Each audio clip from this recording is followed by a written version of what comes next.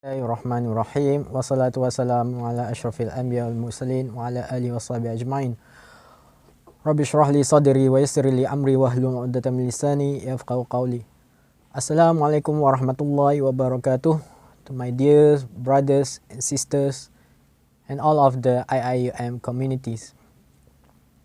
I am Dr. Khairi Aiman from Otorhinolaryngology and Head and Neck Department. Today we'll be giving a brief Tazkirah, and we are going to talk about do good towards your parents. So Nabi SAW once said, Ridallahi fi ridal walidain waskhatullahi fi sakhatul walidain. The pleasure of Allah lies in the pleasure of the parents, and the displeasure of Allah lies in the displeasure of parents. So basically from this hadith, we know that for whosoever who are seeking the pleasure of Allah must also at the same time seek the pleasure of their parents. And for whosoever they are afraid of the punishment of Allah must also avoid from making their parents become angry. So you could also see that the status of parents is very high in Islam, and Allah had already made like that. Allahu yaf'alu ma yuridu. Allah does what He wills. And then there is a story regarding one Sahabi which came from Yemen to Mecca. This Sahabi came from Yemen in a long journey from Yaman to Mecca to meet Rasulullah SAW. Ya Rasulullah, he said to Rasulullah, Ya Rasulullah, O Messenger of Allah, ji'tuka minal Yaman.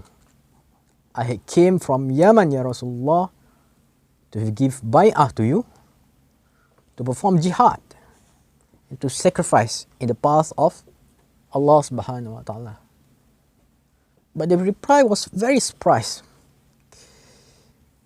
The Prophet ﷺ said, you think you are going to enter paradise with this kind of manner?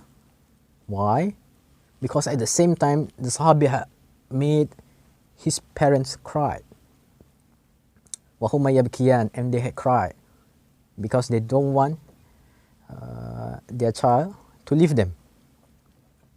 So what is the reply of Rasulullah ﷺ? Subsequent reply was, Irji alayhima wa athikhuma.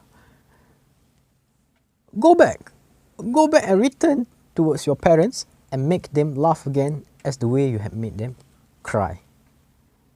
So this is another story which will be a great reminder for us. You see, this Sahabi, he came from Yemen all along the way towards Mecca. And at that time, there is no such thing like Air Asia, Malindo Air 5 flight, etc.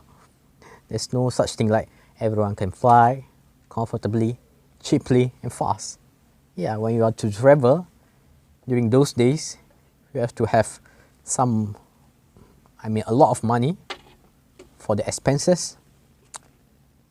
You have to have a fit, healthy condition so that you can travel well. And the duration of the traveling time will takes a long time, maybe weeks or months. And then there is another story regarding a Sahabi in which his father had died. He cried, yeah, he felt sad. At the same time, he cried. But he said, I didn't cry just because my father had died. I didn't cry just because my father had died. But I cried because one of the doors for me to enter Jannah had been shut down, shut up. No more. If not, I still have another way to enter Jannah, and it is one of the easiest way for me to enter Jannah. So maybe that is the situation for him. Yeah, the easiest way, make your parents happy, and it will be your key towards paradise. So, brothers and sisters, I think this is a great reminder for you and also for me and for all of us, the Muslim, to always remember that always be good to our parents, always be respectful to them,